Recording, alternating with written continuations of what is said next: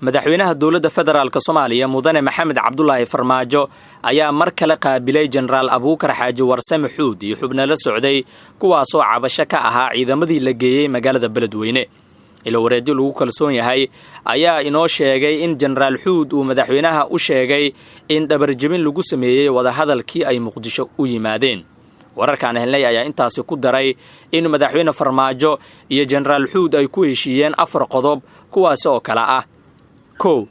in dowladda Soomaaliya ay bixiso magta dadkii rabshadaha Beledweyne ku dhintay iyo kuwii ku dhaawacmay. 2.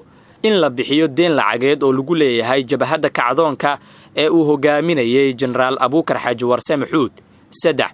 in la dalacsiiyo ciidamadii Israakiishi kacdoonka lana qarameeyo in taliyaasha qaybta 27aad ee militariga iyo guutada 5aad ee qaybta 27aad xilalka laga qaado laguna bedelo saraakiil ka soo jeeda beesha cabashada qabta.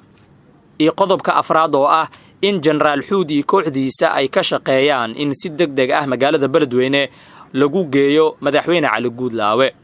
dhamaadkii toddobaadkii hore ayaa madaxweyne Farmaajo iyo Generaal Xuud waxa ay yeesheen kulan, waxaana markaasi la sheegay in labada mas'uul ay ku heshiiyeen 4 qodob kuwaasi oo kala ahaa in Generaal Xuud dowladda uu ku soo wareejiyo maleeshiyada uu hogaamiyo lana qarameeyo iyo in la dalacsiiyo.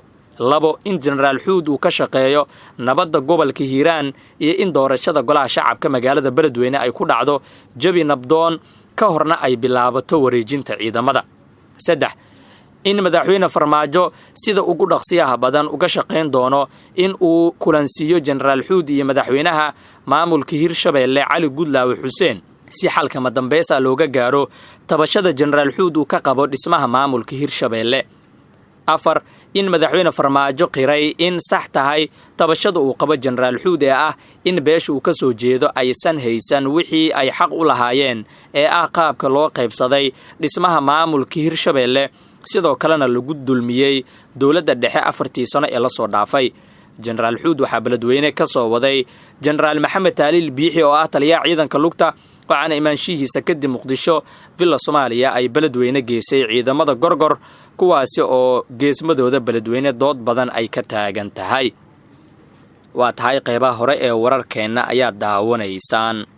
wararka Beledweyne haddaan ku sii socdo, madaxweyne ku-xigeenka maamulka Hirshabeelle Yuusuf Axmed Hagar Dabageed ayaa si adag uga hor yimid go'aankii ay shalay ka soo saareen golaha wasiirada xukuumadda Rooble ciidamadii laga dejiyay magaalada Beledweyne. golaha wasiirada Soomaaliya ayaa shalay amray in degdeg loo soo celiyo ciidamadaasi oo muran badan dhaliyay, ayaga oo sheegay in loo adeegsanayo dana siyaasadeed, taasi oo ay ku qeexeen mid lagu dilayo sumcadda ciidanka qaranka. Yuusuf Dabageed oo la hadlay BBC-da ayaa mar kale sheegay ujeedada laga leeyahay ciidamada la geeyay Beledweyne ay tahay inay dib u furaan wadooyinka shabaabku go'doomiyeen ee soo gala gobolka Hiiraan. anaga ayaa dalbanay ciidamada dowladda ay noo soo dirtay, golaha wasiiraduna dowladday ka tirsan yihiin, cid ay amarka siinayaan Hirshabeelle ma ahan dowladda Soomaaliyeed, iyadoo ha is warsato ayuu yiri Yuusuf Dabageed.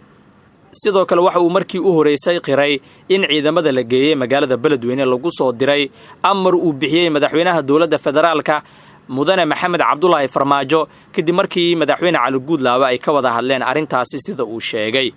madaxweyne ayay Soomaaliya leedahay, asaga ayaa ah taliyaha guud ee ciidanka xoogga dalka, waxa uuna kala macaamilay madaxweynaha maamulka Hirshabeelle ciidamada Soomaaliyeed sidoodaba shaqadooda waxay tahay in dalka Soomaaliyeed ay cadowga ka sifeeyaan oo shaqadooda ayay haystaan.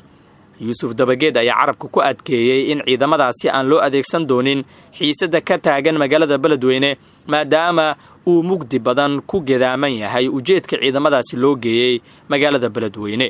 ugu dambeyn waxa uu sheegay in dad siyaasiyiin ah oo ku sugan magaalada Muqdisho ay marin habaabinayaan arrintaasi ayna sii hurinayaan xaaladda Beledweyne.